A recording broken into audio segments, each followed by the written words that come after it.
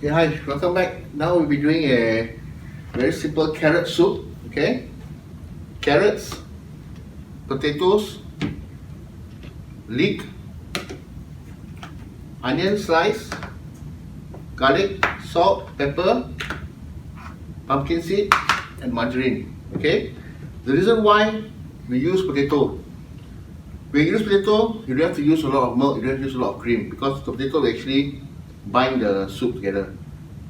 We use leek. The reason we're using leek, so the sweetness from the leek and the onion will go into the soup. So you don't have to cut down on the seasoning. Okay? So let's start.